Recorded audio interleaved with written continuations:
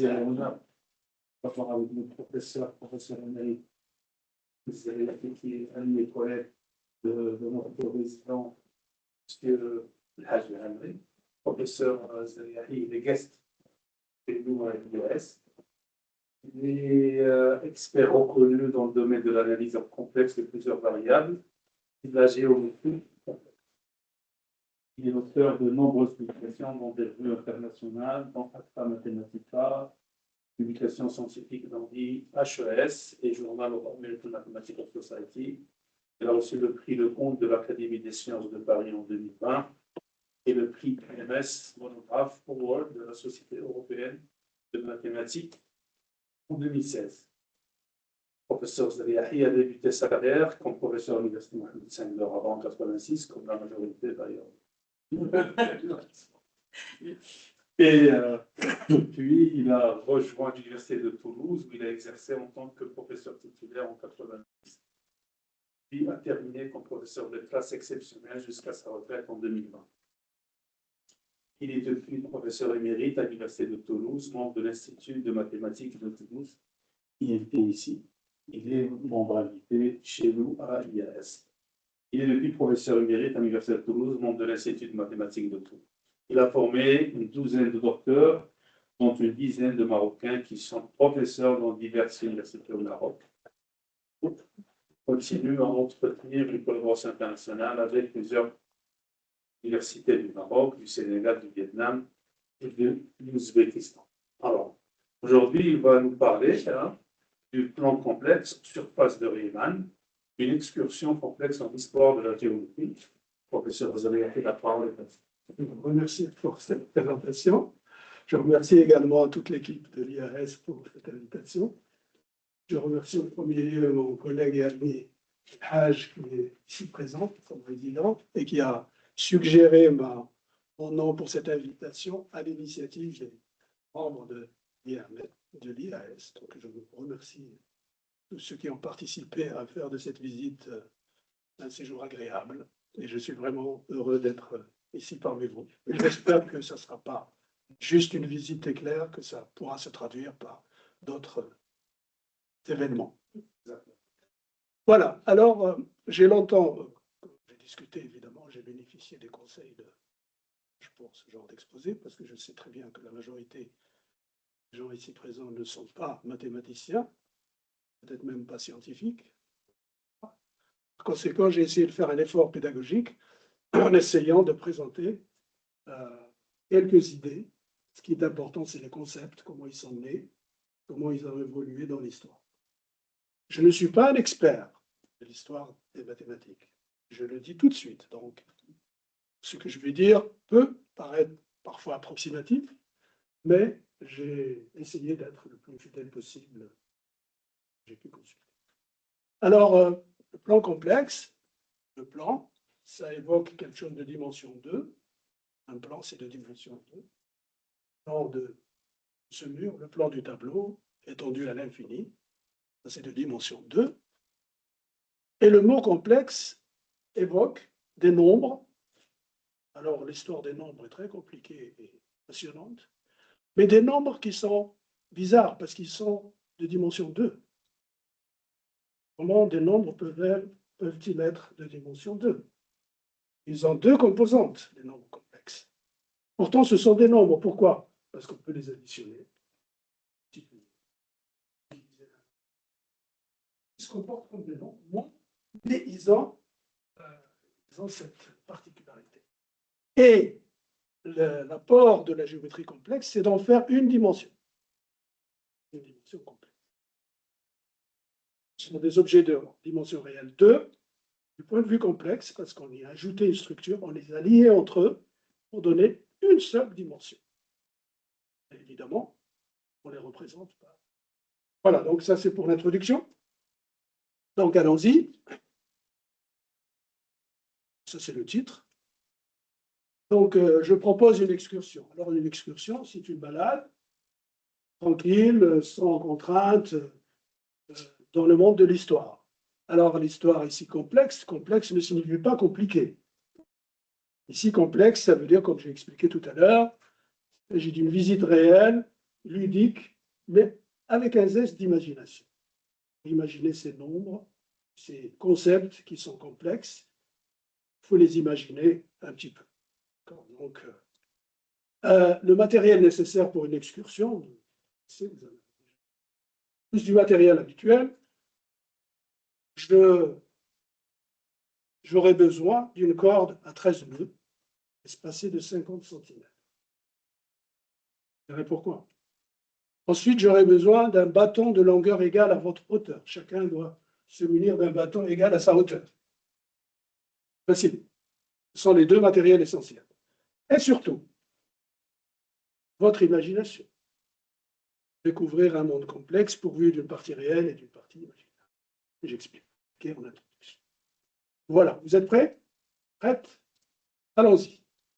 Alors, une excursion, comme j'ai dit tout à l'heure, il y a du plat et puis ça peut monter un peu. Donc, ne soyez pas effrayés si ça monte un peu. Alors, nous commençons par une visite éclair dans le berceau de la géométrie, à savoir l'Égypte et la Grèce antique.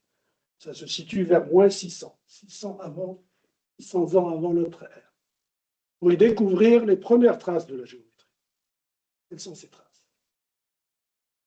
Découvrirons les techniques d'arpenteurs et des bâtisseurs égyptiens. Savoir comment ils construisaient des murs droits et la grande pyramide de Khéops en Égypte, environ 2580 ans, pour apprendre comment on peut mesurer sa hauteur. Ensuite, nous ferons connaissance avec les grands acteurs principaux de ce qui s'appelle aujourd'hui la géométrie euclidienne. Des noms dont je suis sûr tout le monde a entendu parler. Lycée, au collège, Thalès, Pythagore, Euclide. J'en oublie, évidemment, je ne peux pas citer tout le monde.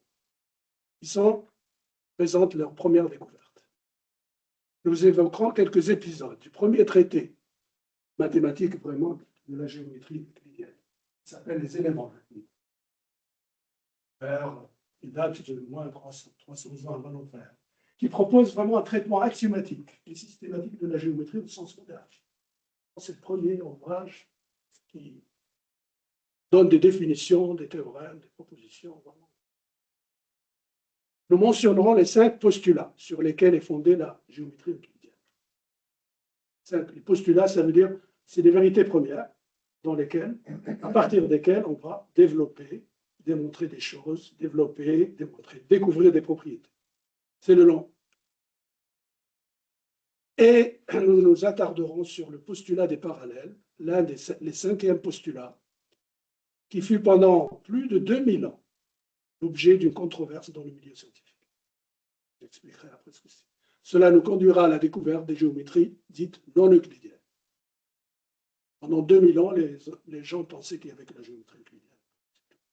Il y en a d'autres. En révélant la structure complexe, c'est là que le complexe va intervenir, cachée du plan euclidien et de la sphère unité, la sphère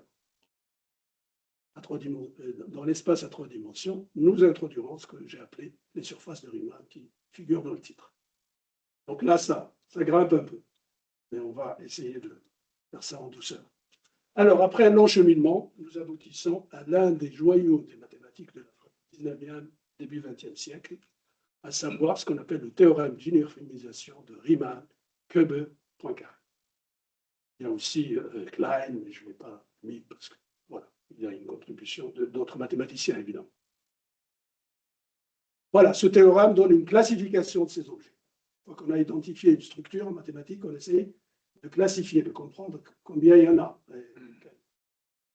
En fonction, en 3 catégories. Il y a une trichotomie, en fonction de leur topologie. Alors ça, c'est un concept mathématique que j'essaierai d'expliquer vers la fin, avec des dessins à la main. Montrant ainsi qu'il n'existe que 3 géométries conformes possibles. Il y a la géométrie euclidienne, mais il y en a 2 autres. Et ensuite, en dimension supérieure, je pense que je n'aurai pas le temps de... Voilà, allons-y. Vous êtes prêts? Aux origines de la géométrie d'Euclide. Donc, certaines propriétés géométriques, en fait, étaient connues. Des Égyptiens, papyrus d'Urine, des Babyloniens, tablettes, Pimpton. Alors, c'est des noms attribués aux individus qui les ont découverts, scientifiques, des archéologues. Ça date de moins de 2000 ans avant Jésus-Christ, en lien avec l'architecture et l'astronomie. Voilà la tablette. 322, vous voyez là-bas au fond, il y a un triplet comme ça, 3, 4, 2. Vous le voyez, non? Moi non plus. Vous savez. Il est quelque part. Il y a une liste de triplets qu'on appelle pythagoriciens. J'expliquerai ce que ça veut dire tout à l'heure. Dans celui-là, c'est le premier d'entre eux, qui est important. Donc, je cache un peu le. Non, pas du tout. Il faut Carré plus B carré égale C carré. Voilà, vous avez compris. Oh, vous m'avez gâché le. Ah, pardon. La surprise. C'est pas grave. Voilà la corde à 13 nœuds qui permet au bâtisseur de faire un angle droit, voyez, et de mesurer les distances. Vous voyez, il y a un côté. Il y a un côté. Où est-ce qu'il est? Il y a un côté avec 1, 2, 3, 4 intervalles. Il y a un côté 1, 2, 3 intervalles, 3, 4, et là, il y en a 5. Et avec ça, vous avez garanti un angle droit. Pour les raisons que vient de souffler mon collègue, mais on les retrouvera tout à l'heure. Tout le monde a compris pourquoi? Bon, donc, il y en a pour qui ça sera quand même une surprise. Alors, cependant, ce sont les savants grecs, Thalès, Pythagore et Archimède et d'autres, qui étaient les premiers à commencer à organiser ces propriétés en théorèmes généraux, et à faire des esquisses de démonstration. Les résultats les plus connus, tout le monde les connaît, le théorème de Thalès et le théorème de Pythagore. On attribue à Thalès le calcul de la hauteur de la pyramide, de la grande pyramide de Khéops. C'est une des plus grandes, il y en a 3. C'est la plus grande, qui se trouve en Égypte, sur le site archéologique de l'Égypte, sans aucun instrument. Alors, comment procédait-il? L'histoire raconte que pour relever le défi lancé par le pharaon de l'époque, Amaris, Thalès regarda son ombre en plein soleil, et puis il fait l'observation suivante. Génial. Le rapport que j'entretiens avec mon ombre est le même que celui que la pyramide entretient avec la sienne. Voilà le. Il en déduit, à l'instant où mon ombre sera égale à ma taille, l'ombre de la pyramide sera égale à sa hauteur. Là, j'ai calculé l'ombre. Génial, non? Bravo. Pourquoi? Aïe, qu'est-ce que c'est? Oui. Illustration du théorème de Thalès. C'est le théorème de Thalès. Vous voyez? Donc, vous avez la pyramide. Ah, n'est-ce pas? Le théorème n'est pas très puissant. Vous avez la pyramide. Vous avez Thalès. Et avec son bâton, ici, il mesure l'ombre qui est égale à sa hauteur. Et puis ici, vous avez la hauteur de la pyramide et vous avez son ombre ici. Eh bien, d'après Thalès, le rapport des deux est égal au rapport des deux. Comme ici, ils sont égaux, ben là aussi, ils sont égaux. Du coup, la hauteur de la pyramide, ben c'est cette longueur. Il suffit de mesurer la longueur aussi. C'est terminé. Voilà. Donc, voilà Thalès. Je vous présente Thalès. C'est le père de la géométrie, bien qu'il ait ici que décrit. Pas d'écrit de Thalès. L'autre grand théorème, c'est celui de Pythagore. Et c'est tous. Là, je prends un carré, un triangle rectangle, pardon. Triangle rectangle, voilà, le côté A, B, et puis la relation, c'est l'hypoténuse mesure C, A2 plus B2 égale C, quelle que soit l'unité. Un tel triplet s'appelle un triplet pythagoricien. Alors, Pythagore était un philosophe, il avait fondé une secte. Il disait que tout est nombre. Et donc, il a développé toute une théorie. Ils ont cherché tous les triplets pythagoriciens possibles. Quels sont les triplets d'entiers qui existent? Ça, à tel point que l'un de ses disciples a osé dire il existe des triangles, rectangles, pour lesquels les deux côtés, parce qu'à l'époque, on ne travaillait qu'avec des entiers, pour lesquels les deux côtés ne peuvent pas être entiers. Irrationnel. Ça a choqué, ça l'a tellement choqué qu'il l'a fait noyer. Il a fini noyer. Ça rigolait pas à l'époque. Voilà, donc. Alors, voilà. Réciproque, il y a une réciproque au théorème, c'est que si vous avez un triangle dont les côtés vérifient cette relation, ben c'est qu'il y a un angle droit ici. Et bien, voilà la démonstration géométrique de ce théorème. Très facile. A au carré, c'est une aire. A, c'est une longueur. A au carré, c'est l'aire du rectangle. Tout le monde est d'accord avec ça. Donc ici, j'ai... Tu sais, parce qu'il y a l'écran en vert, c'est pour ça que le laser ne se voit pas. oui, c'est ça. Non, Voilà. شوف وريها بيدك Vide. Donc, j'ai un grand rectangle dont la dimension, c'est A plus B. A et B, le côté. Et à droite aussi, B plus A, le rectangle. Donc, les grands rectangles ont la même R. En fait, ça se fait par soustraction d'air. J'inscris le rectangle A2 et le rectangle B2 et je complète le reste. Et vous voyez que les triangles colorés ont les mêmes R. Le vert, c'est pareil que celui-là. Celui-là est le même que celui-là. Le jaune est le même que celui-là. Le rose est le même que celui-là. Donc l'air coloré est la même. Et l'air total aussi. Donc la différence aussi. La différence ici, c'est la somme des deux airs. Et la différence ici, c'est l'air. Donc la plus B. Démonstration géométrique d'une relation algébrique. Ah, voilà maintenant pourquoi. Maintenant, on va comprendre pourquoi. Parce que vous voyez, le triplet vérifie 3 au carré plus 4 au carré égale 5 au carré. 9 plus 16 égale 25. Donc, théorème précédent, l'angle est droit. L'ouvrage de mathématiques le plus célèbre à cet égard est connu sous le nom des éléments d'Euclide, d'Alexandrie, mathématicien grec aux environs. Donc, il a Pythagore et Thalès, son antécédent, sont bien avant lui. Mais il a compilé tous les résultats possibles qui existaient dans ces éléments. C'est une œuvre de 13 livres, dont les premiers livres sont consacrés à la géométrie dans le plan. Puis il y a d'autres. Et c'est l'ouvrage fondateur de la géométrie. Voilà M. Euclide, la statue au Musée naturel des sciences naturelles d'Oxford, University. L'approche d'Euclide originale pour l'époque consiste à postuler un petit ensemble, je disais tout à l'heure, d'axiomes, au départ, c'est des vérités premières, intuitifs et en déduire de nombreuses autres propriétés qu'on appelle aujourd'hui propositions, théorèmes, etc. Les éléments débutent par la géométrie plane, présentant le premier système d'axiomes et les premières démonstrations.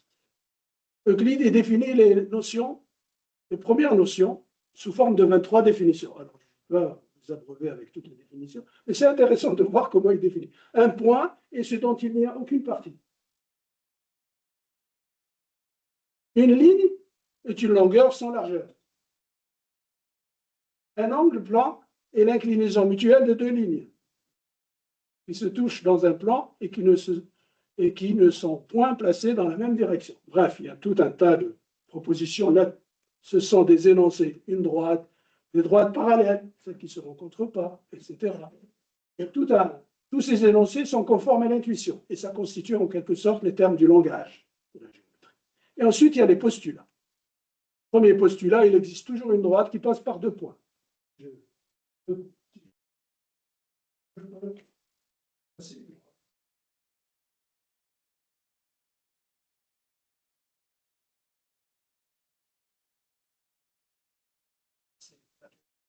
Ensuite, postulat numéro 2, tout segment peut être prolongé en une droite infinie.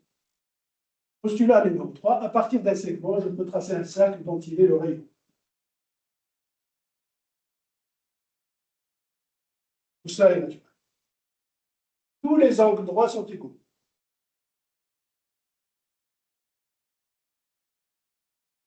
Ceci est tout à fait. Cinquième postulat. Alors, il n'est pas énoncé sous cette forme dans les éléments d'Euclide, il est énoncé de manière un peu compliquée, mais simplifié ici. Étant donné une droite et un point hors de cette droite, je peux tracer une droite parallèle pour 100%. La somme est parallèle. Eh bien, cette action, pendant 2000 ans, les scientifiques de l'époque pensaient que c'était une conséquence des quatre ans.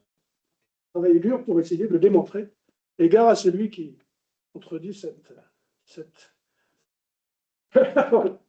Exactement. Voilà. Donc, notons que ce dernier postulat équivaut au fait suivant, c'est que la somme des angles d'un triangle est égale à 180 degrés. Démonstration. Vous avez ici un triangle. Je trace la parallèle au segment AB qui passe par C.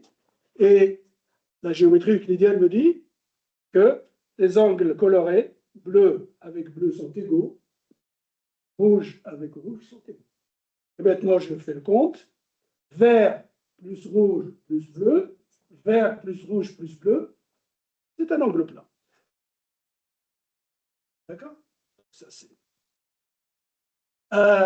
Le postulat des parallèles, donc, comme je disais tout à l'heure, a suscité une controverse importante. Trancher la controverse, nous quittons momentanément la Grèce, l'Europe occidentale. C'est Carl Frédéric Gauss, on va le retrouver souvent celui-là, fut le premier à découvrir l'existence d'un modèle de géométrie non contradictoire, dans laquelle le cinquième postulat est en défaut. Et il n'a pas publié sa découverte de peur d'être traité par un physicien qui croyait dur comme fer que le cinquième postulat était une conséquence des quatre.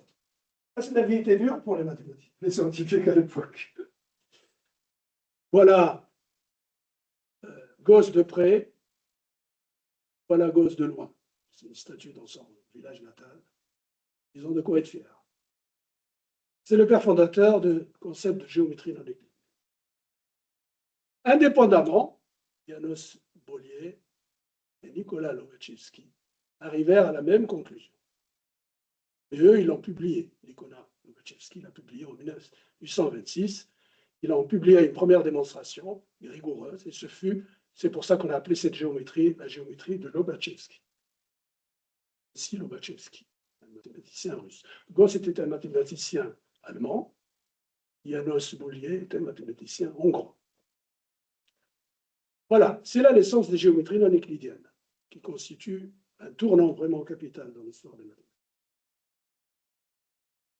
Nous verrons que cette découverte a conduit Riemann à définir des dimensions supérieures, en dimension supérieure, une autre géométrie plus générale, dite géométrie riemannienne. Alors maintenant, on arrive au concept de nombres complexes. Les nombres complexes sont nés dans la douleur et dans un climat hostile sur fond de querelle, de paternité. Alors jusque-là, on savait résoudre les équations du premier ordre, du second ordre, grâce aux mathématiciens arabo-musulmans, le plus célèbre. L'algèbre, c'est le jabr, a été certains livres d'Euclide concernant l'arithmétique et la géométrie ont été traduits d'abord en arabe avant d'être traduits en latin. Ils sont arrivés en Europe grâce aux mathématiciens, de le signaler. Et ils ont surgi au XVIe siècle dans les travaux de l'école mathématique. Après la Renaissance, il y a eu un développement important en Italie des mathématiques. Et ils sont nés grâce aux travaux de ces mathématiciens-là, Cardan, Bombelli, Tartaglia et Ferrari. Je parlais de querelle de paternité parce qu'effectivement, quel était l'objet? L'objet, on voulait résoudre des équations du troisième degré. Je signale au passage, les équations du second degré, on savait, l'école de travail savait les résoudre dans certains cas. À l'époque, on ne connaissait pas les nombres négatifs. Aujourd'hui, ça nous paraît tellement naturel. Donc, on n'avait pas une compréhension. Donc, les Italiens ont essayé de montrer les équations du troisième degré. Tout le monde voit ce que c'est qu'une équation.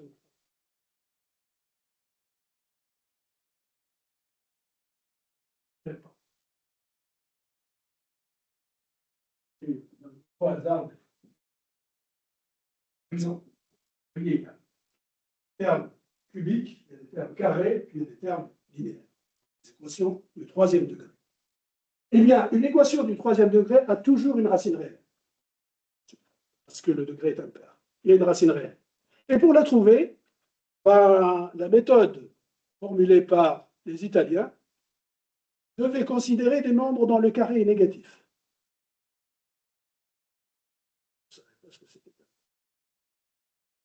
Vous savez, multiplier un nombre par lui-même, c'est positif. Moins par moins, ça fait plus.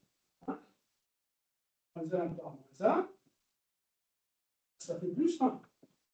Moins 2 par moins 2, ça fait plus 4, etc.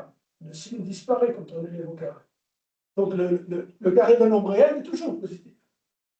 Voilà que surgissent des quantités dont le carré devrait être négatif. Donc on les manipulait avec prudence. Et finalement, apparemment c'est Tartaglia qui fut le premier à avoir découvert ça. Et puis il était tellement surpris et avait tellement peur qu'il ne voulait pas le divulguer tout de suite. Il en a parlé à son ami Cardan, en lui demandant de garder le secret. Et Cardan a publié cette découverte, et aujourd'hui, ça s'appelle les formules de Cardan. Donc, les formules nécessitent parfois l'utilisation de nombres de carrés négatifs pour exprimer les solutions réelles, ce qui est paradoxal. Voilà comment sont nés les nombres complexes. C'est la naissance des nombres complexes, qu'on appelait à l'époque sophistiqués ou impossibles. Voilà.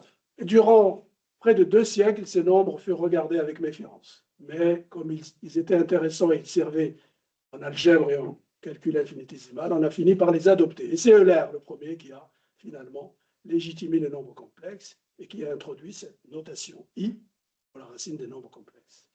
C'est le nombre complexe dont le carré est égal à -1.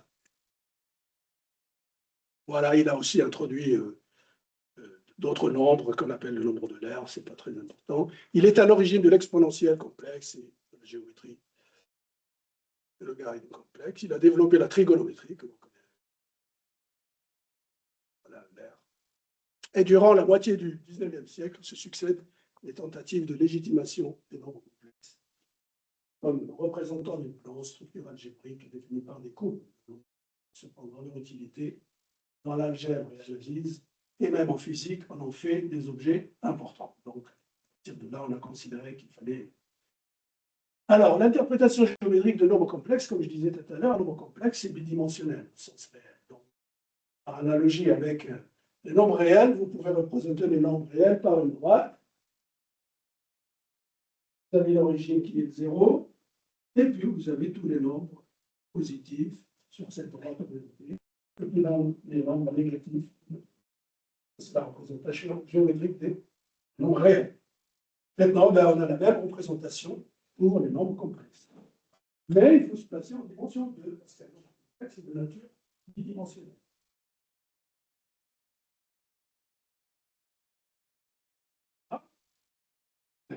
Alors, donc, un nombre complexe, voilà le dessin. Vous avez le plan, X, Y. Vous avez un nombre complexe, Z, égal. C'est représenté par, je choisis une unité, des vecteurs unitaires ici, et je fais l'abscisse et l'ordonnée, comme on dit. Et ça me donne le nombre complexe. Ici, c'est l'unité. Si c'est 1, 0, correspond à 1, je l'identifie à 1. Et voilà I, la représentation géométrique de I, c'est le point de coordonnées 0. C'est 1, 0. Non, 0. Voilà. Voilà la représentation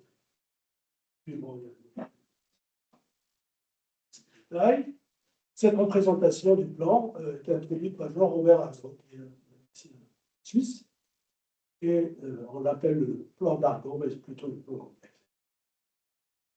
Donc voilà, et Euler a démontré cette belle formule, regardez-moi ça, exponentielle IP plus 1 égale 0.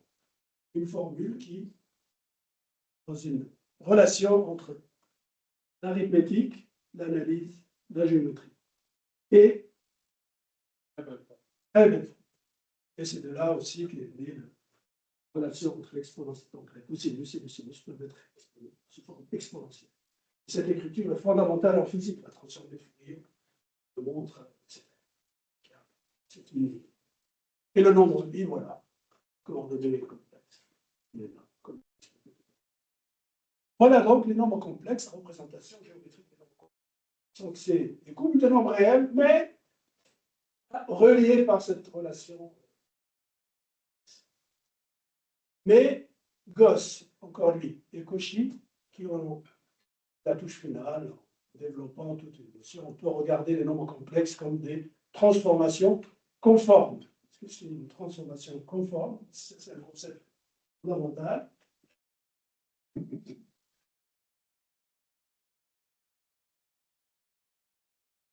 Une transformation, c'est une application qui, d'un domaine, applique sur un domaine, et une transformation conforme. Il y a une question d'orientation. C'est une transformation. Alors,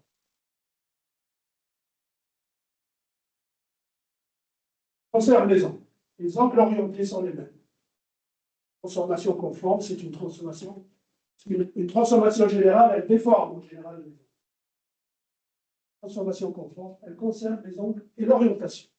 Ça, c'est fondamental en analyse complexe. On les appelle aussi fonctions holomorphes, nom d'origine grecque.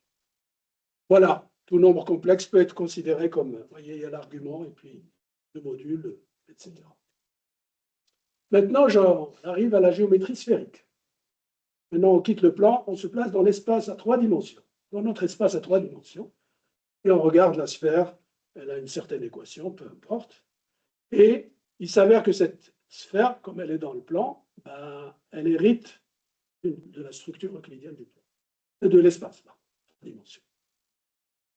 Donc, on peut définir la notion de longueur, la notion de la distance entre deux points sur la sphère. Donc, il faut, la sphère, vous la regardez, j'ai un dessin, voilà, vous la regardez comme un objet plongé dans l'espace à 3 dimensions, mais maintenant, il faut la regarder comme un objet abstrait. C'est-à-dire, il faut imaginer qu'il y a un monde, il y a des gens qui vivent sur la sphère, qui ne savent pas qu'ils sont dans l'espace. Donc, tout doit se faire dans ce langage-là. Qu'est-ce que c'est qu'un segment sur une sphère? Le segment dans la géométrie euclidienne, c'est droit. Et qu'est-ce que c'est qu'un segment? Ben, il faut demander aux marins qui traversent l'Atlantique. Ils savent ce que c'est qu'un segment sur la sphère. C'est, dans le cas euclidien, par analogie, le segment qui joue en 2 points, c'est le chemin de longueur minimale entre 2 points. Essayez d'aller par un autre chemin, vous rallongez la longueur.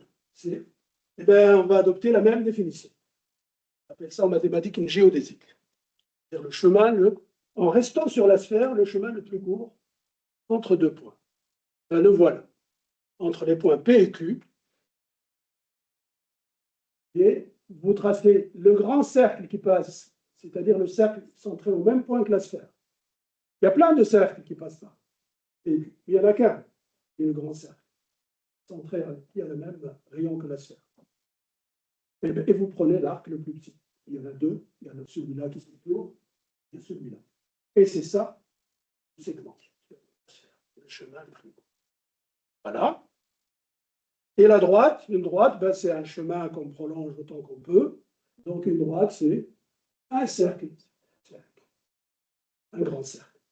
Vous voyez que vous tracez n'importe quel grand cercle, ils se croisent tous. Il n'y a pas de droite parallèle à cette géométrie. Tous les cercles se croisent.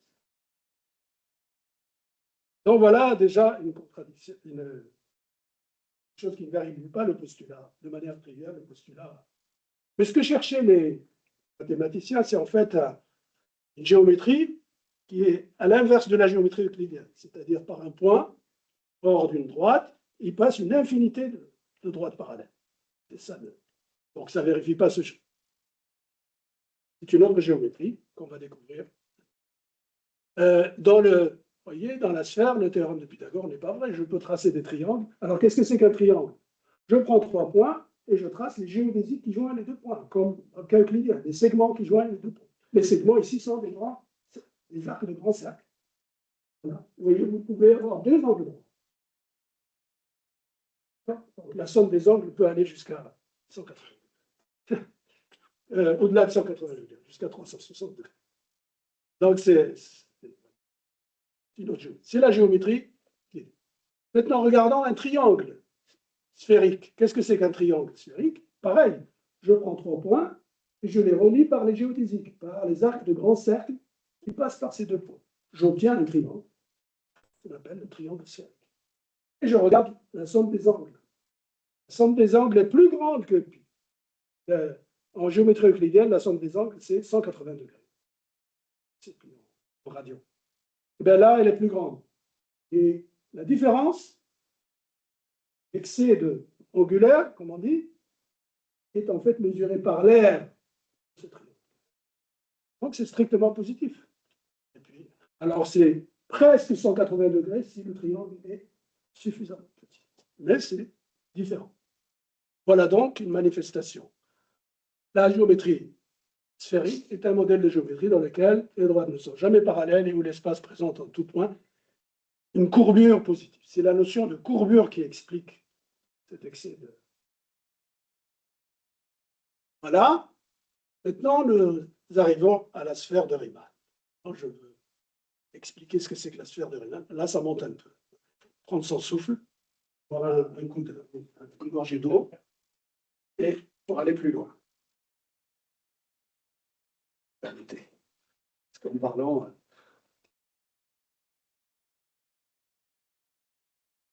ça vous permet de souffler aussi. Alors, donc la belle sphère qu'on a vue tout à l'heure, on veut la vêtir d'un bel habit complexe. Et une structure plus riche. C'est l'objectif. Première observation, la sphère S2 est compacte. C'est-à-dire, ça ne va pas à l'infini, elle est confinée dans un espace réduit. On ne peut pas la déployer en un plan. Un plan, ça va à l'infini. Donc, elle est capricieuse. Elle ne veut pas s'habiller avec un seul plan complexe. Il en faut 2. Mais si on la prive d'un point, alors on peut la couvrir. La priver d'un point, par exemple, je vais donner le dessin. Il est là, le dessin. Voici la sphère. Voici le plan horizontal. Je la coupe équatoriale, le plan équatorial. C'est un plan R2, c'est C. Je vais considérer que c'est le plan complexe, C. Et je vais déployer ce plan sur la sphère. Mais je ne peux pas le faire, sauf si j'admets de rater l'un des points. Si j'exclus le pôle sud, par exemple, une fois on va parler du sud plutôt que du nord, si j'exclus le pôle sud, tout point de la sphère, je prends un point de la sphère, je trace la droite qui joint le pôle sud à ce point, elle coupe le plan équatorial en un point unique. Voilà son image. Inversement, si j'avais pris ce point, je peux calculer son image sur la sphère, en passant cette droite. Si je suis dans l'hémisphère sud, ce point est à l'extérieur du cercle rouge. Le rouge, c'est la trace de la sphère avec le plan équatorial. S'il est à l'intérieur, si je prends un point de l'hémisphère nord, je trace la droite qui joint au pôle sud et son image est à l'intérieur. Donc la sphère. Mais pour le pôle sud, il n'y a pas d'image parce que quand le point H1 va s'approcher du pôle sud, ce point-là, il va vers l'infini. D'accord? Donc, cette représentation, il y a un point qui m'échappe. Pour le récupérer, ben, je fais la même opération, mais à partir du pôle nord. Comme ça, je vais couvrir toute la sphère, sauf le pôle nord. Et avec les deux, ben, j'ai couvert toute la sphère. Voilà la structure complexe de la sphère. Et je fais ça de manière conforme, en respectant les angles. J'ai expliqué tout à l'heure, c'est une notion fondamentale, en respectant les angles. Donc voilà, c'est une expression mathématique, c'est pas... Non. Donc j'ai U1, c'est la première copie, U2, c'est la deuxième, la réunion des deux me donne la sphère. C'est ce qu'on appelle des cartes complexes, et elles sont conformes. Cela traduit le fait que la sphère S2 peut être munie d'une structure complète, de variété complexe, de dimension 1. Vous voyez, les complexes de dimension 1, mais de dimension réelle 2. C'est pour ça qu'on parle aussi de sphère. En géométrie complexe, on dirait une courbe complexe. C'est deux dimensions complexes. Mais on garde la terminologie de sphère de Riemann. Ça va jusque-là? La montée n'était pas trop dure? Bien, on continue. La conformité. Alors, la conformité. Question. La conformité, c'est quoi? Je reviens à mon dessin. C'est ce qu'on appelle la projection stéréographique. Si vous tracez deux courbes sur la sphère, et vous regardez l'angle des tangentes, vous regardez l'image ici, vous regardez l'angle des tangentes, c'est le même. Et la même orientation. C'est ça qui est important. C'est ça la conformité. On conserve les angles et l'orientation. En géométrie réelle, il n'y a pas de notion de sauf si on fixe une orientation. Mais la structure complexe fixe automatiquement une orientation.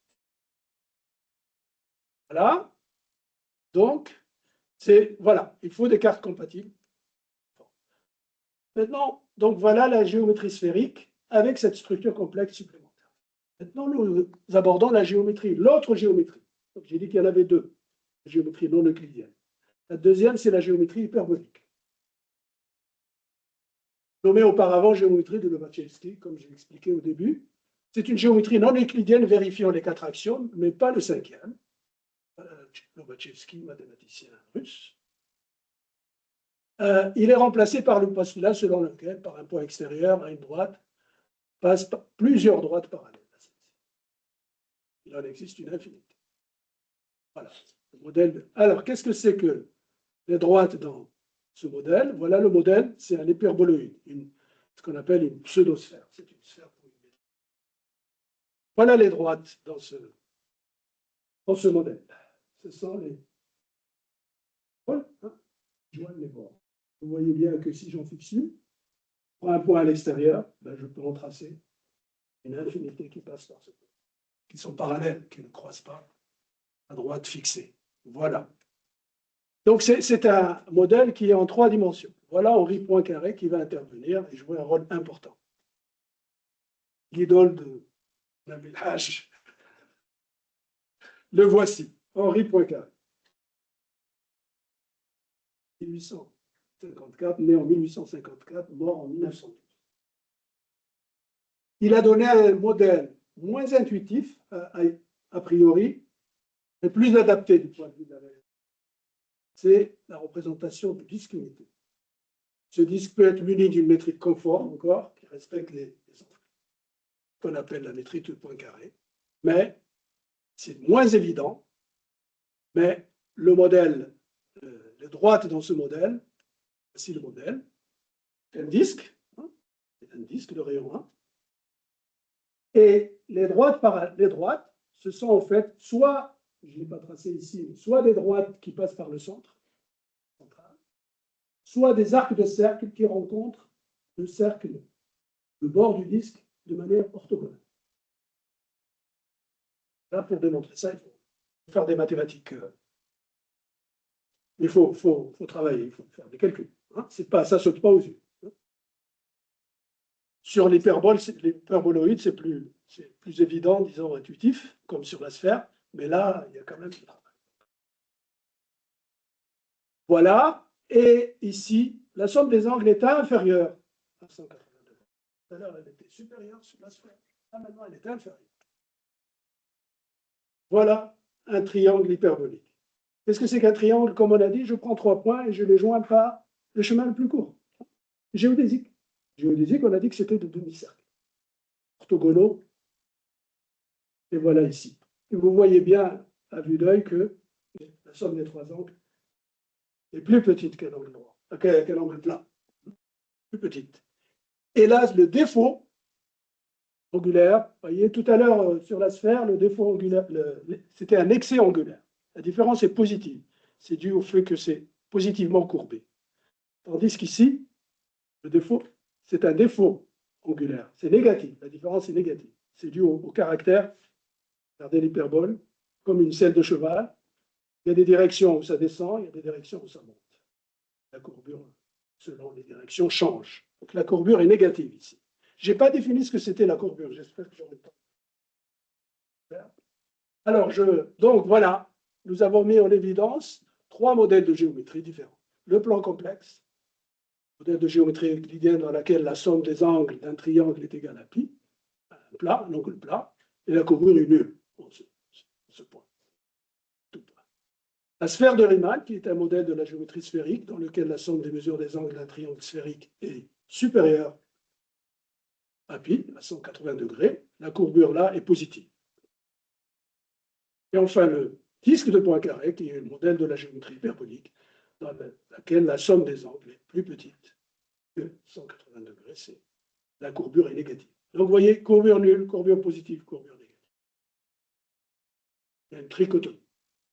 Et alors, les surfaces de Riemann ont été introduites par Riemann lui-même pour des questions d'uniformité.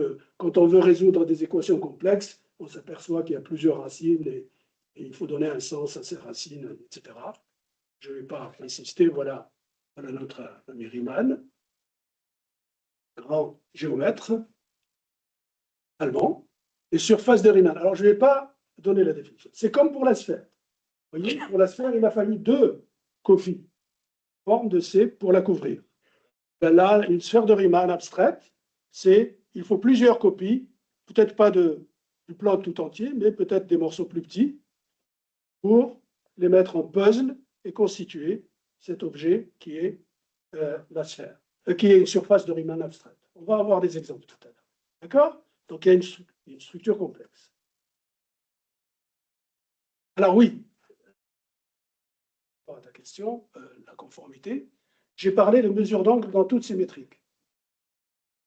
Si on ne mesure pas les angles de la même façon, ce n'est pas très pertinent de les comparer.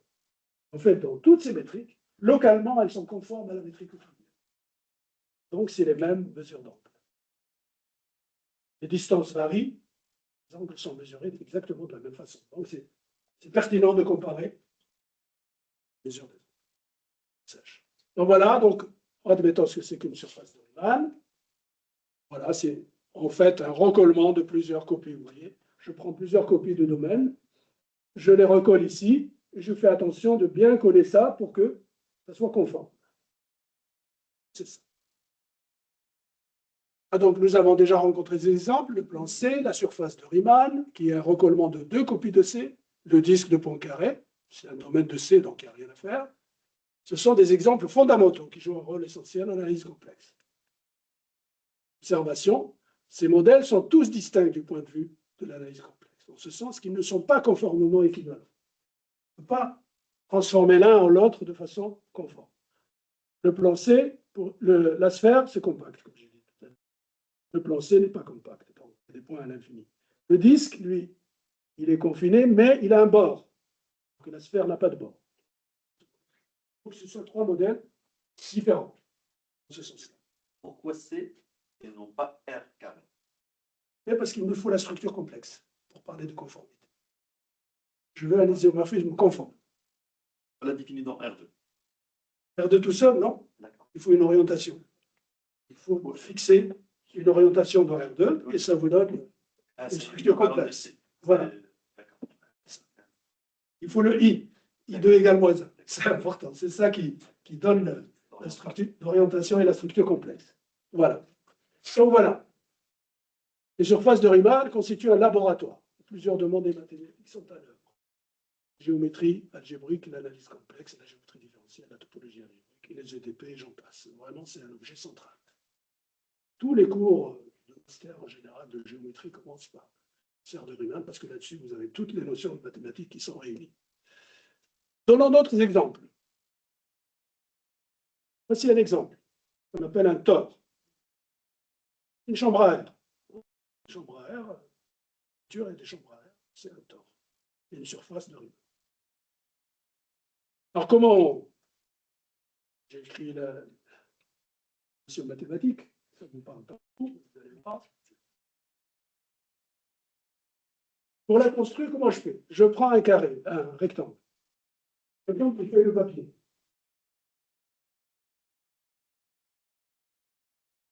Je recolle les 2 morceaux. Un cylindre. Maintenant, je recolle les deux autres morceaux. Je ne peux pas le faire parce que ça va froisser. Si c'était élastique, j'aurais pu le faire. Donc, je recolle dans un premier temps là, et ensuite je recolle l'autre. J'obtiens un temps. J'obtiens le dessin qui est là. Surface d'un membrane. Et on peut la munir d'une structure complexe parce que localement, en fait, elle provient d'un rectangle qui est dans le plan complexe, donc on peut transporter cette structure grâce à cette construction. Deuxième exemple, un double tore. Alors là, je prends deux tores, je fais une incision sur chacun et je les colle ensemble. Et puis je peux continuer à l'infini. 3 tores, 4 tores, etc. 3 tores, etc. Voilà comment je recolle. Vous voyez, je prends un double tore et un tore simple, je fais une incision là, je recolle. Je le recolle. C'est des opérations qui s'appellent des somme connexes. Ah voilà, j'arrive au concept important, la courbure. J'ai expliqué tout à l'heure. Je ne sais pas si je suis très bavard et arrêtez-moi si vous êtes fatigué. Donc, combien j'ai encore? J'ai dépassé là? Non, il est 10 heures. Non, Non, pas encore. Ah, j'en suis heureux. Voilà, alors je vais essayer de vous expliquer ce que c'est. Voilà, j'ai le concept de courbure, parce que j'ai parlé tout à l'heure de courbure, je n'ai pas arrêté de parler de courbure. Le concept de courbure est né, c'est Gauss qui a mis en évidence ce concept pour les surfaces plongées dans R3. Il a évoqué la notion de courbure. La courbure d'un objet géométrique est une mesure quantitative du caractère plus ou moins courbe. Vous en doutez de cet objet. Par exemple, dans le plan, une ligne droite est un objet à une dimension de courbure nulle. Ça ne courbe pas. Un cercle, ça courbe. Et plus le rayon est grand, plus la courbure diminue. D'accord? Parce que ça devient de plus en plus. Donc la courbure, c'est l'inverse du rayon. Maintenant, si je prends une courbe quelconque,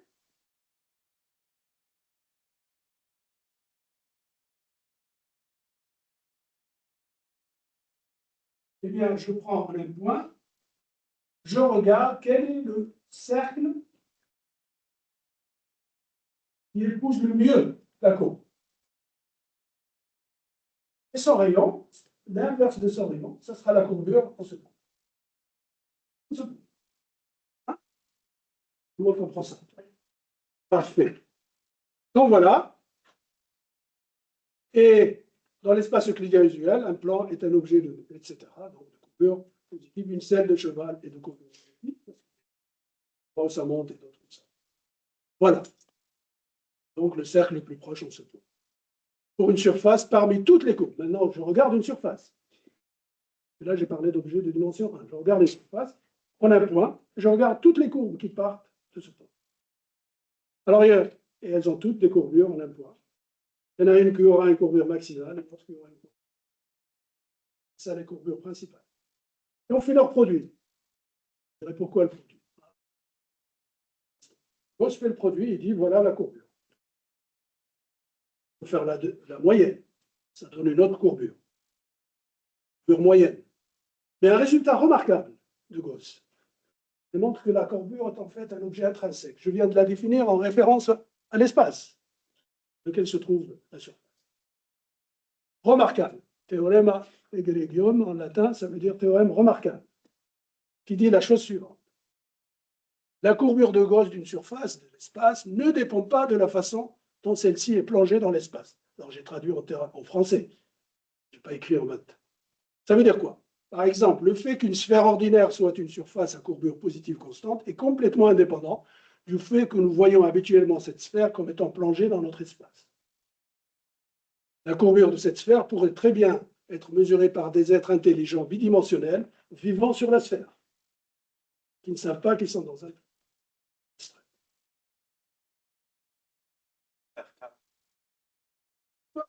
Peu importe où vous êtes plongé, ce qui compte, c'est la géométrie de la surface.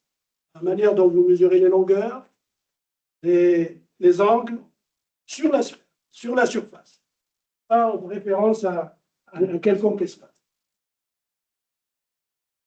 D'accord? Mesure. C'est clair maintenant ce que c'est que la courbure? Ça correspond à l'idée intuitive, mais il faut préciser. Maintenant, il y a un autre ingrédient. Qui s'appelle la caractéristique de l'air. J'ai préparé un petit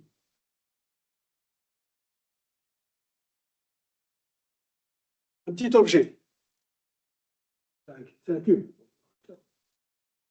Alors, comptons le nombre de sommets. 4 en haut, 4 en bas. Ça fait 8. Le stylo là-bas.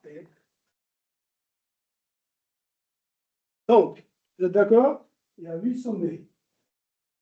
Le nombre de sommets, c'est 8. Le nombre d'arêtes. D'arêtes, il y en a 4 ici, 4 ici, 4 ici, 12. Le nombre d'arêtes, c'est 12. Maintenant, le nombre de faces. 1, 2, 4, 5, 6. Le nombre de faces, c'est 6. Et je fais l'opération S moins A plus F égale 8 moins 12, 8 et 6, 14 moins 12, ça fait 2. Vous êtes d'accord? Bon, voilà. Maintenant, je fais la même chose sur d'autres objets. Ça, c'est le carré. Hein, c'est ce que je viens de dire. Je vais voir les pyramides. Carré, bâties sur un carré. Je regarde une pyramide de base, carré. Elle possède 5 sommets, 4 en bas et 1 en haut. Elle possède 8 arêtes. Et 1, 2, 3, 4 sur le haut et 4 en bas. Et combien de faces? 1, 2, 3, 4, et puis la face 5. Vous faites le calcul, ça fait 2. Oh! Comme par hasard. En fait, ce n'est pas un hasard du tout. Un polyèdre. Comme le ballon que vous avez sur le campus du L6. Vous voyez, le ballon est construit avec des pièces qui sont des polygones. Ça, c'est des faces. Ça, c'est des faces. Ça, c'est des arêtes. Et ça, c'est des sommets. Vous allez faire l'exercice, vous comptez le nombre de sommets, le nombre d'arêtes, vous faites la différence. C'est 2. Pas du tout. D'accord? Voilà. Exercice donc.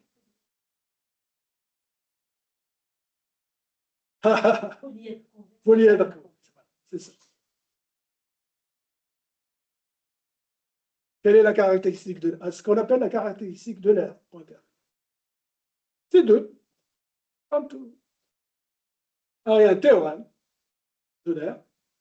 Étant donné un polyèdre convexe de l'espace ayant S sommet, A arête et F face, on a la formule de l'air Descartes. Descartes aussi a contribué. S moins A plus F égale 2. Alors, convexe, ça veut dire quoi? Ça veut dire qu'il n'y a pas de trou dedans. Hein? C'est un trou modifié, justement. Justement, si on prend un polyèdre quelconque,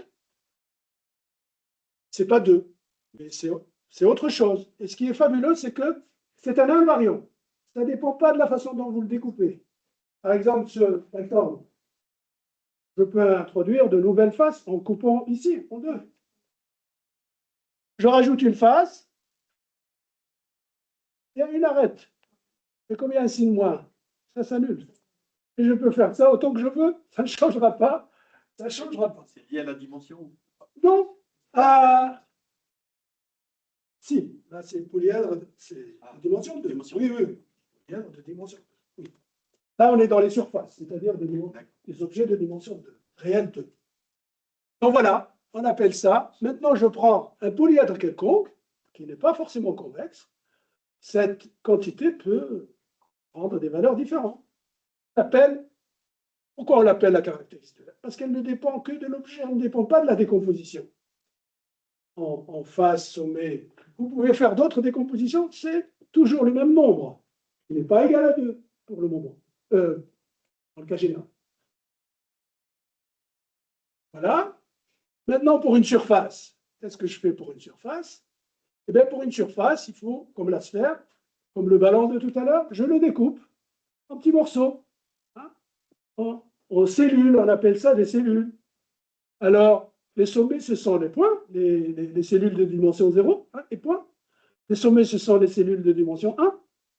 Et les faces, ce sont les cellules de dimension 2, exactement comme ça. Et j'appelle ça, je fais l'opération, on appelle ça Euler point carré. Alors, point carré à généraliser en dimension supérieure. C'est tout, ce concept. C'est ça qu'on appelle ça.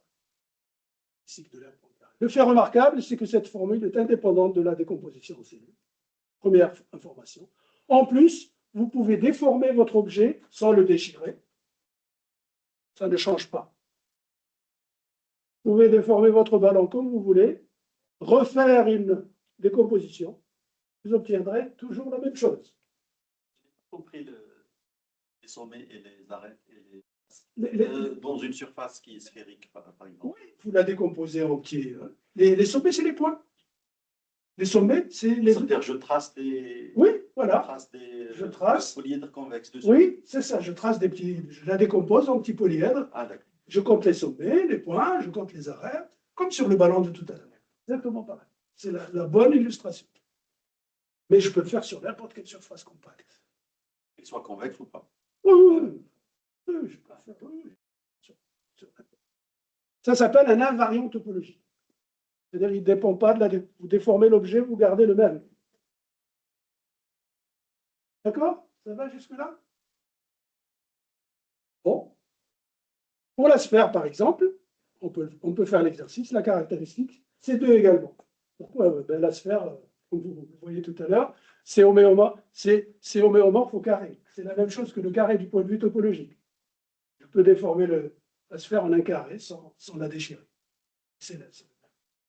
Mais on peut aussi faire l'exercice en la décomposant. Ben voilà, théorème.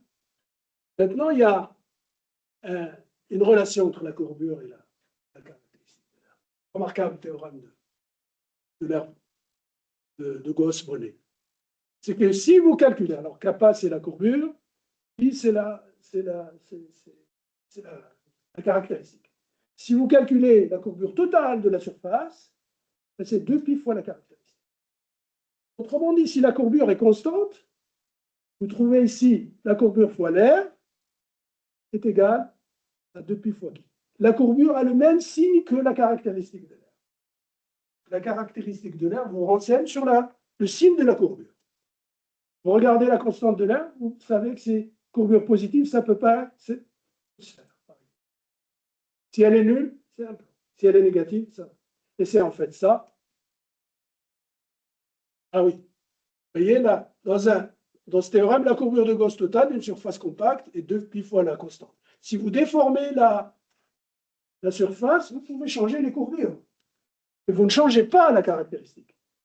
Enfin, grâce à cette formule, vous voyez que vous ne changez pas la courbure totale. Les courbures changent dans certains points, peuvent devenir positives ou négatives, mais la somme totale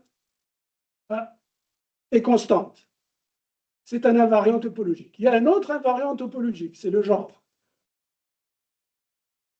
Une sphère est homéomorphe à un nombre, une surface compacte est toujours homéomorphe à une sphère avec un nombre fini de Hans, qu'on appelle, alors je vous montre le dessin. Voilà. Une sphère avec des Hans. Et à ça, c'est la même chose que c'est la même chose que le.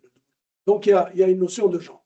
Et voilà le théorème, le feu d'artifice, le théorème de Riemann-Koebe-Poincaré qui nous dit qu'en fait, toute surface simplement connexe, alors ça veut dire une surface où il n'y a pas de trou, est conformément équivalente à l'un des 3 modèles.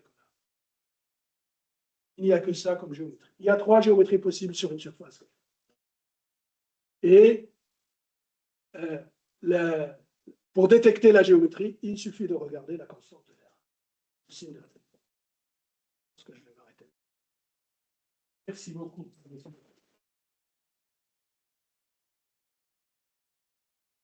Pour cette excursion passionnante. Personnellement, j'ai appris des petites choses. Merci. Question?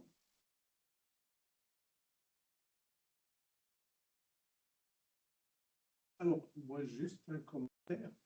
que vous avez fait cette excursion dans l'histoire.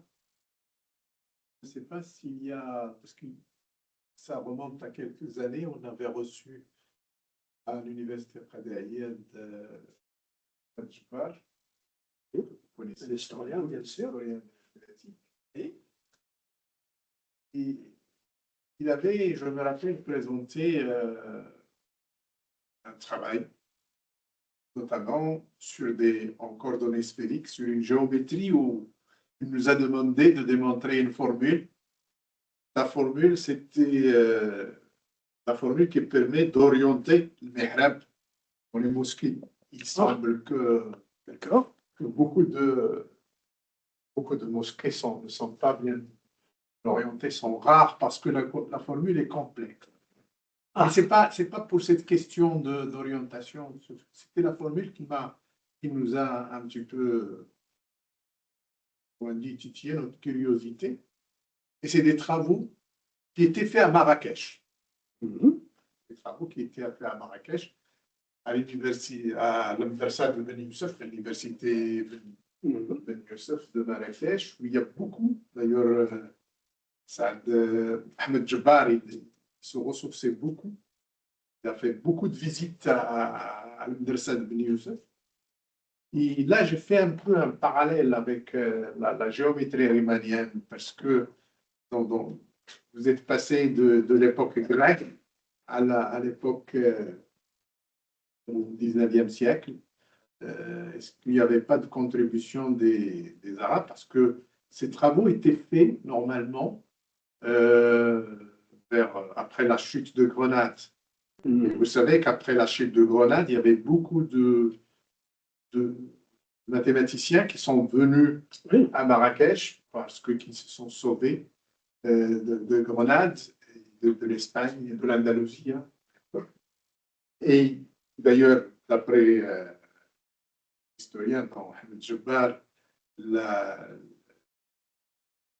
l'analyse combinatoire était née à cette époque à Marrakech. Et puis, il y avait cette formule me rappelle un petit peu certains concepts qui sont développés ici autour de la géométrie riemannienne. Donc, je ne sais pas, est-ce qu'il y avait vous avez une idée des contributions qu'il y avait à l'époque de ça? Pour être honnête, je ne connais pas. Parce que la formule, nous a intrigués, on a dit comment démontrer ça, etc., parce que c'était simplement de la trigonométrie, mais D'accord, sur les sphères. Oui, absolument. Sur effectivement. des sphères. Ils ont Mais développé. avec ce que je vois ici, Oui. Probablement. ça peut-être, ce n'est qu'une Bien conséquence ou qu'une Mais réponse banale. encore une fois, c'est un aperçu très, très succinct et très partiel. En fait, la géométrie, la trigonométrie 3D Oui. a été faite par les Arabes. Voilà. Pourquoi? C'était pour orienter justement, Oui. pour trouver la direction de la Mecque sur la sphère. Donc il fallait tracer les grands cercles et tout, D'accord. mais ils n'avaient pas, je pense, le formalisme Bien sûr. de la géométrie de À Riemann. l'époque, oui. À l'époque, tout s'écrivait en lettres, en fait. Voilà. Il n'y avait pas le formalisme. Le formalisme, c'était fait au début du XXe siècle. Ouais. Le fait de tracer des grands cercles Ouais. pour se diriger vers la Mecque, ça existait en fait. Oui, mais pour moi, c'est uniquement. Il y a la contribution des Arabes, le fait aussi des musulmans, et aussi des travaux qui. On avait essayé un petit peu à Dayad, mais je crois ici, avec les moyens qu'on a et les possibilités à l'IAS et à l'UNCISP, c'est de revoir peut-être qu'il n'y a pas moyen de relancer un groupe de travail sur ces travaux qui étaient faits, qui sont peut-être dans des tiroirs, qui sont gardés à l'Université de Ben Youssef, parce que ça m'a donné l'idée de ça. Bon, peut-être qu'il doit y avoir autre chose. Je ne sais pas si c'est le Hajj qui a plongé plusieurs fois dans des travaux de l'histoire des mathématiques. Est-ce qu'il y a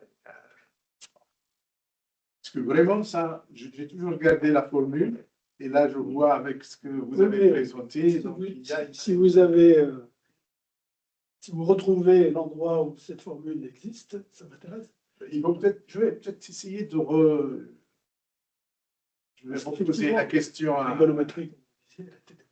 Oui. Parler savant. Il y a des documents. Je peux demander à la ministère de la Culture, parce que c'est eux qui regardent un peu ce qui se passe.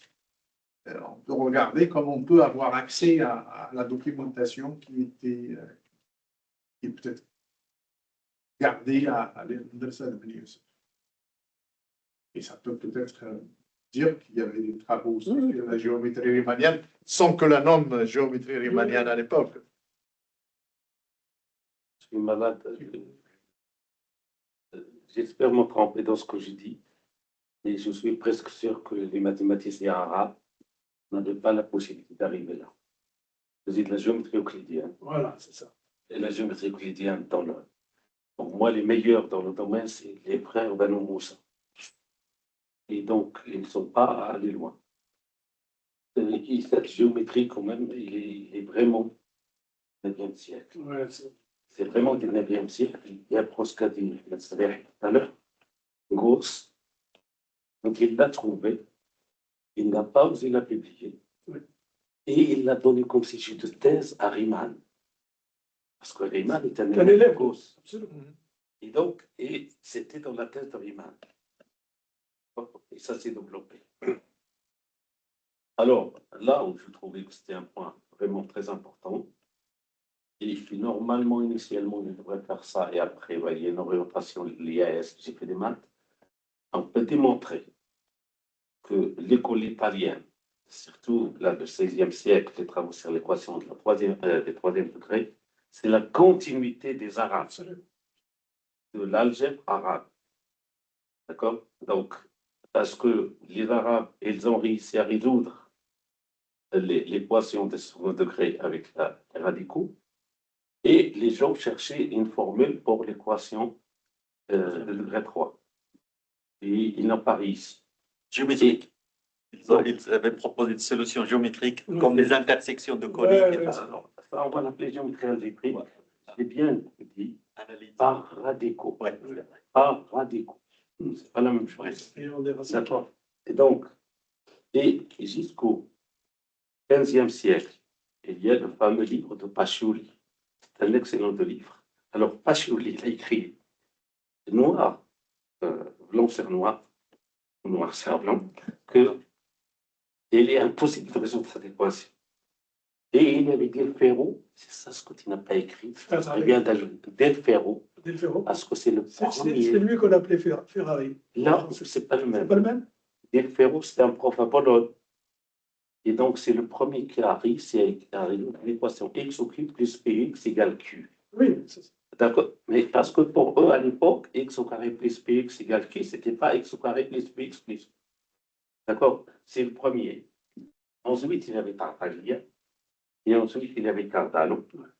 Et moi, j'admire Cardano. Et je vais vous dire pourquoi. À l'époque, la tradition était chez les Italiens, on cache ces formules. On cache ces formules. Et Cardano est le premier qui les a publiées toutes. Donc son livre Ars Mania en 1540. Et donc Ferrari, donc il y a des Ferro, l'équation x au carré plus px égale q. Il y a Ferrari qui, à l'âge de 18 ans. 4e degré, non? Oui, Voilà. donc Ferrari, à l'âge de 18 ans, il a réussi à résoudre l'équation du 4e degré. Et donc, il fait un changement de variable pour se ramener à l'équation 3e degré. Et c'est là où ils ont vu des nombres complexes. Oui, Mais Cardano avait beaucoup de problèmes à les admettre. Oui. Et ensuite, c'est Bombelli. C'est Bombelli qui a eu l'audace d'aller plus loin dans les gars. Dans son livre. Et voilà le XVIIe siècle, le XVIe et le XVIIe, on s'occupait plus de l'analyse, parce que c'était le début de l'analyse. Calcul différentiel, calcul intégral.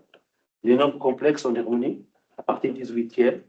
Il y a des Euler, il y a aussi Gauss qui a joué un très grand rôle. Et ensuite, là où les nombres complexes ils ont joué un rôle important, c'est avec ce qu'on appelle le théorème fondamental de l'algèbre. Oui. Donc, qu'est-ce qu'il dit ce théorème fondamental de l'algèbre? Toute équation de degré R, il admet une racine. Mais ça, c'est un peu faux parce que dans quel ensemble? Ce que tu as dit l'autre. C'est ce que je disais. Donc ça, c'est vrai dans C. C'est vrai, c'est l'avantage des complexes. Oui, et donc il y a plusieurs mathématiciens qui l'ont énoncé, Descartes, Girard. Et la première C'est Gauss d'Alembert. oui, la première tentative, ça c'est une histoire de maths, ça. Donc, pourquoi d'Alembert? D'Alembert en 1748, il a essayé de faire une démonstration. Sa démonstration n'était pas bonne. Et dans la thèse de Gauss, son objet, c'était la démonstration des théorèmes fondamentaux. Absolument. Et il y a bien trop. Et donc, c'est à grand. Et ensuite, Gauss, il a donné 3 démonstrations. Voilà un petit peu. Alors, et une autre chose que tu as dit, sincèrement, moi aussi, je croyais que l'analyse combinatoire était une science arabe et était une science marocaine. La vérité, non. La vérité, non, parce que ça a été développé par un certain Al-Khalil. C'était un grammairien. Hein. C'est quelqu'un qui est un benah. Et donc, c'est lui qui a commencé. Et les meilleures formules dans l'analyse combinatoire, c'est Al-Khalaji qui les a trouvées. Mohamed Al-Khalaji. Et il a trouvé le triangle de Pascal, ce qu'on appelle le triangle de Pascal jusqu'à 12. Et ça, j'ai des documents. Donc, quand on parle d'histoire, il faut être précis. 12. Alors, ensuite, ce qu'a fait Ibn al-Banna, il a démontré beaucoup de formules sur l'analyse combinatoire et avec vraiment des méthodes géniales. Et ça, c'était entre Marrakech et Fès parce que Ibn al-Banna, tu sais qu'il a enseigné à Qarawiyyin. Voilà, donc il a commencé à Marrakech, après il est parti. Voilà. Tu peux remettre l'un des transparents où vous mesurez la hauteur des pyramides. Bien sûr, oui. Une question existentielle, peut-être. Juste une petite. C'est au tout début, donc Oui, oui. il faut patienter.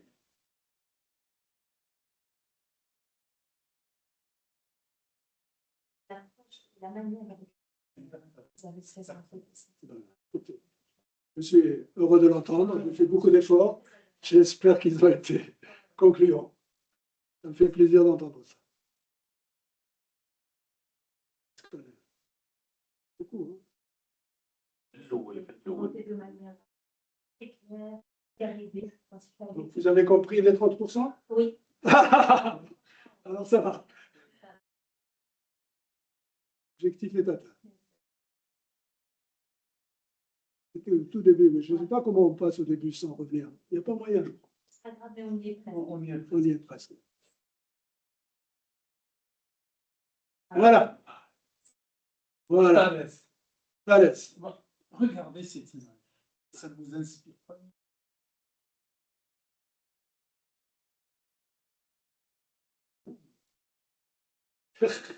Il y a un gars qui se bat pour mesurer une hauteur. C'est le début des mathématiques. Déjà, comment ça se fait qu'il y a une pyramide construite, conçue avec des mathématiques sophistiquées? Hein? Comment ça se fait? C'est un mystère. C'est un mystère. Oui, parce que les Égyptiens, ils connaissaient pi aussi.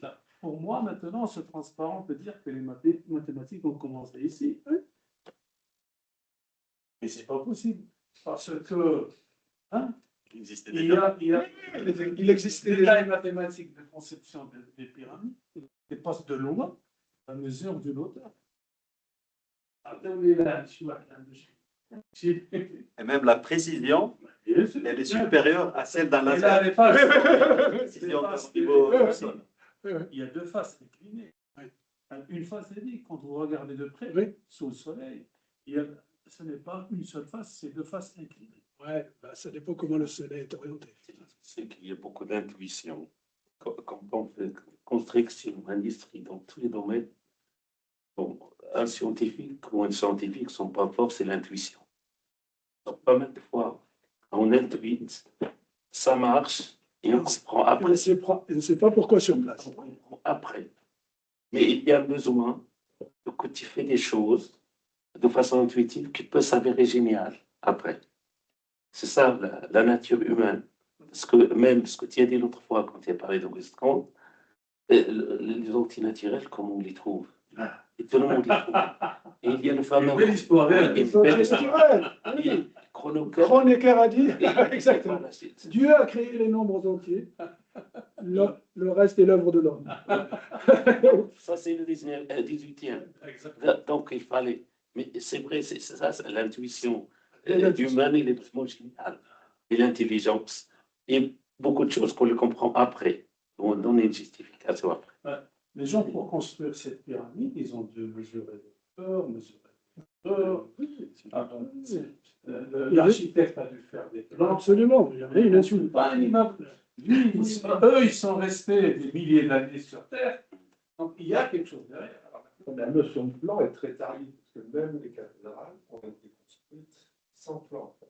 Le plan est arrivé beaucoup Nous plus sommes tard. Vous savez qu'on est en train de regarder ces objets avec les outils qu'on Ouais. à l'époque. En fait, les gens étaient capables de construire des arts sans plan, avec des outils, donc justement, on a C'était une question. Non, mais c'est une bonne question. Il y a, on parle de l'histoire, mais l'histoire, il y a toujours, il y a toujours des échappatoires, il y a toujours on oriente l'histoire comme on veut, selon les civilisations, il y a beaucoup de Et Objectif. il y a une belle histoire comme ça. Les équations de Navier-Stokes, leur origine, c'est Euler. Comment elles sont venues ces équations? Il y a l'empereur Frédéric II qui a demandé à Euler qu'il veut construire un palais, un château, comme le château de Versailles, et en hauteur. Et il lui a dit, je veux que j'ai toujours de l'eau, parce que ça monte beaucoup. Alors, un maçon, pour lui, c'est naturel, il peut la faire. Euler, qu'est-ce qu'il a fait? Il a écrit des équations. Il a écrit des équations. Donc, il a pas résolu les problèmes pratiques. Mais après, ça devient une équation dans la histoire. H, le nombre d'or. Oui, Oui, Le oui. nombre d'or. il est présent. Oui. Il est présent, la trigonométrie, Absolument. beaucoup de choses. Ouais. Alors qu'ici, on se bat pour mesurer une hauteur. Oui. Donc, il y a quelque chose qui ne va pas. Ça, c'est mon Et sentiment. Et une illustration pédagogique assez. Une illustration pédagogique. Je ne critique pas. Ne peut-on pas dire que c'est le. Je ne critique pas ce que je suis très content que tu aies mis ce transparent, hein, et Ouais. exactement, qui suscite beaucoup de questions Tout à et fait. d'intérêt. Non, mais j'ai trouvé ta présentation magnifique et je te félicite pour ta présentation. Alors, Malheureusement, Non, mais ce qu'on dit sur les pyramides, dernièrement, on avait une demi-journée sur tout ce qui est lié au développement de Zacharie, Zunlim, par exemple. Il y avait quelqu'un qui a présenté une très très belle conférence. Il n'est pas du tout mathématicien. D'ailleurs, je crois que c'est même un poète, mais qui s'est intéressé à ce genre de choses. Et je sais qu'il a participé à plusieurs thèses avec des collègues physiciens, des thèses qui étaient en partie financées par la fondation de la mosquée Hassan II de Casablanca. C'était sur comment on appelle déjà, je vais retrouver le nom scientifique. Mais après, il nous a parlé de toutes ces architectures, des choses comme ça. Mais c'est extraordinaire. On trouve de la géométrie, on trouve beaucoup de calculs. Est-ce que réellement, les gens qui ont initié ce genre de choses, qui fait partie de notre patrimoine, d'ailleurs qu'on est en train de le disputer avec notre pays aujourd'hui, mais là, on a des preuves maintenant avec la conférence de ce personnage. Moi, je l'ai trouvé vraiment, on a eu une grande discussion par la suite. Il y a des mathématiques profondes, de la géométrie profonde, de l'algèbre. Donc, tout ce qu'il a présenté, qu'on voit tous les jours, nous, on trouve des choses agréables, on aime bien. Voilà, on regarde le Ma'allimine, comment ils font. Mais il y a beaucoup de calculs derrière, il y a beaucoup de choses. Il y a beaucoup d'intuition. D'intuition. Oui, oui. Et aujourd'hui, qu'on arrive à démontrer. Mais c'était ce que vous avez dit, la difficulté pour les mathématiciens, c'est de vulgariser.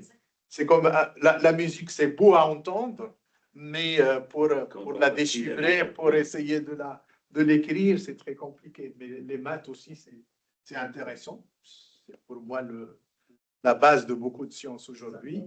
Mais pour les présenter au grand public, c'est la difficulté qu'on trouve toujours.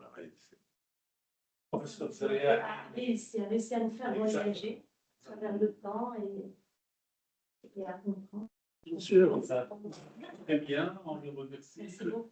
La vulgariser dans la classification d'Auguste Comte, qui est les maths d'abord, ensuite qui est la physique, la chimie, la donc, si cette note, on remercie encore.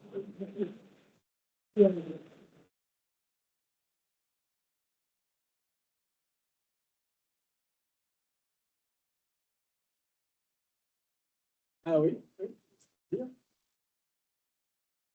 Pour appeler le groupe géométrie et analyse. Oui.